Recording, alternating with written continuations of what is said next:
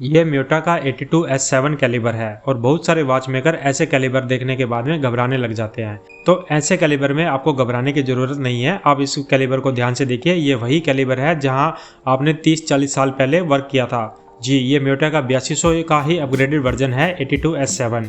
आप जब इसको ध्यान से देखेंगे तो आपको पता चलेगा कि 2 से 3 व्हील ही ऊपर की तरफ एक्स्ट्रा डाले गए हैं और थोड़ा सा स्ट्रक्चर में चेंज किया गया है। एक स्टॉप लीवर साइड में लगाया गया है जो बैलेंस को रोकने के काम आता है, एक्यूरेसी को मेंटेन करने के लिए। तो ऐसे कोई भी कैलिबर आए जो क्रोनोग्राफ के अंदर रहते हैं तो घबराने की ज़रूरत नहीं है। ये ज़्यादातर आपको कैलिबर सीको के कैलिबर ही मिलेंगे जो अपग्रेडेड वर्जन होते हैं, या फिर म्योटा के ही मिलेंगे जो अपग्रेडेड वर्जन होते हैं पुराने वाले कैलिबर के। तो चलिए म्योटा के इस कैलिबर का अच्छे से सर्विस करते हैं।